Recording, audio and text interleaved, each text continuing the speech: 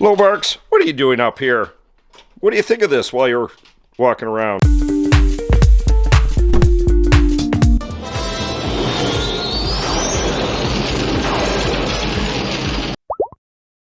Hello and welcome to Lobricks in our Lego Star Wars UCS Trench Run MOC.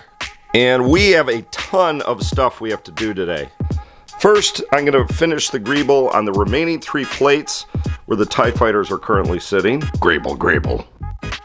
And then we are going to talk about the stands that we are using for our UCS X-Wing fighters and why we decided to swap out the original stands that came with the set with these updated stands. And then before we can go any further on our sidewalls, which we are missing a couple, and these aren't decorated, we have to do something very important first, which is to place the UCS X-Wings on the MOC. We already decided exactly where they're going to go. Now we just have to place them so we know that we're not going to block them with the sidewall detail that we have to finish out.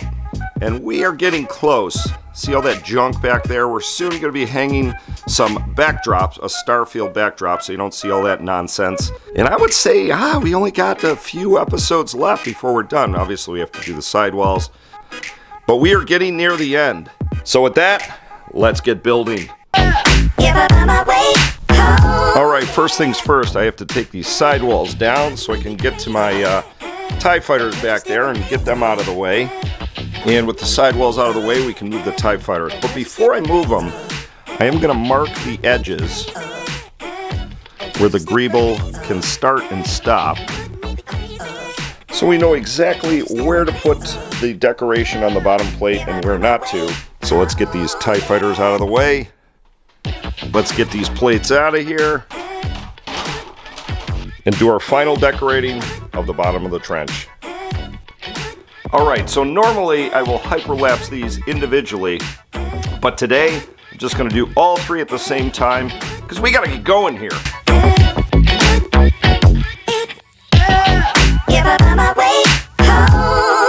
One of the things I have to be careful of is to make sure that no greeble is going to interfere with the wings on both the TIE Advanced and the regular TIE Fighter. This is about as high as I can go without interfering with the wings. Alright, let's keep on building.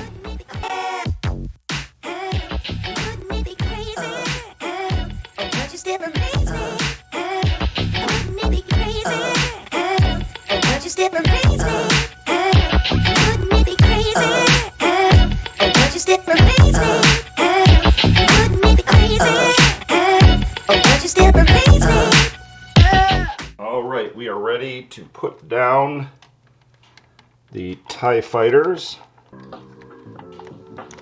and then we are going to have to blend in underneath the ties where there might not be enough detail.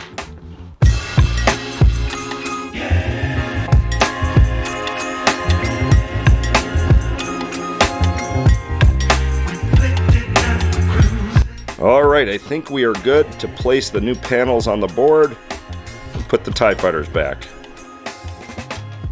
Alright, let's snap them back into place. The one in the middle had to have the lowest level of greeble because the advanced TIE wings are so low to the ground, so low to the Death Star. Because Darth Vader was a pretty low fella to begin with. Very low. A little higher, low. And our final piece. Alright. And we are ready to put the TIE fighters back in place. Alright.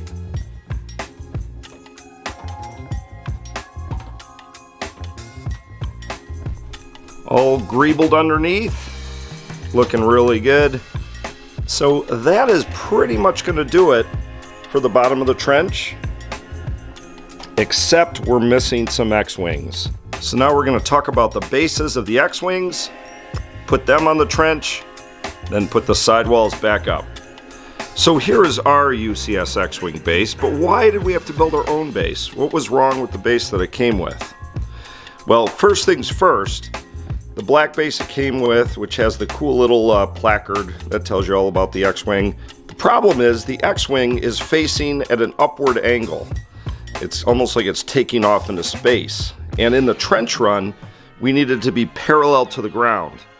So that is why we had to build our own base. So I'm going to take the X-Wing off of this so you can take a closer look at the base. I'm not going to do a hyperlapse build of it. However, if you guys are interested in a parts list, put a note in the comment and we'll make sure you guys get one. It's pretty basic Technic build all the way up. We used some bricks on the front and back to support the X-Wing because it kept either tilting forward or backward. And we used this cone at the bottom for stabilization. Pretty elegant, simple design, and it works for all three of them. We'll do a quick 360 shot here so you can see the base in all its glory. Alright, now it is time to put the X-Wings on the board in their final positions. And this one happens to be Luke's X-Wing. You can tell by R2-D2 there. Notice no minifigure in there. There's been a lot of debate about whether or not to put a minifigure in there. Because of this scale, the minifigure would need to be a lot bigger than your normal minifigure size. So it looks a little weird if you just stick a Luke in there. We'll have to decide what we're going to do with that later. Alright, and Luke goes right in the center. And I want him to be as far... Whoa. That base isn't entirely stable. Alright, let's try it again. As I was about to say, we want this one to be as far forward as possible. This one being Luke's X-Wing. Mount it into place. One thing I don't know if you noticed, but in previous videos, this was not level. These are essentially two what I call Costco tables, or 4x6 tables, and the left one wasn't as tall as the right one, so I had to do a little shimming work. Now it's pretty level. Alright, next we have Wedge, and I just realized it probably would have been a lot better if I put Wedge in before I put Luke down, but c'est la vie.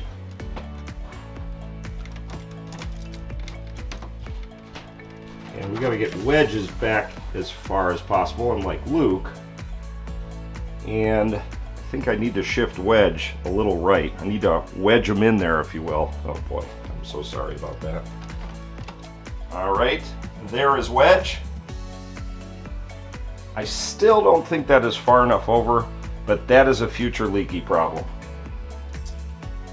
And last but not least, we have old Biggs Darklighter, who is about to get nuked by Darth Vader.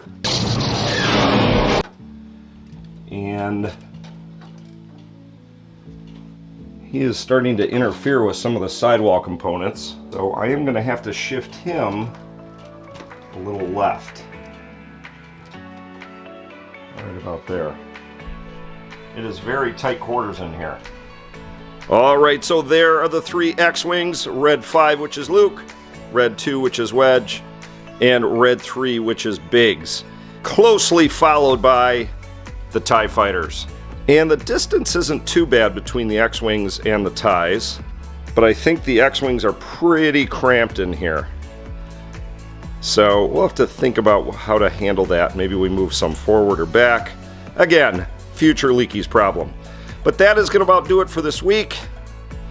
We still have our final two panels that we need to put on. And in the last couple episodes, we are going to have something special that Target Legend came up with. Another build that we have to have in the Death Star Trench Run. Hint, hint. So that is going to do it for this week. I am Leaky Trooper. Don't forget to like. Don't forget to subscribe. We will be back in 2 weeks with another installment of the LEGO UCS Death Star Trench Run. Make sure you join us.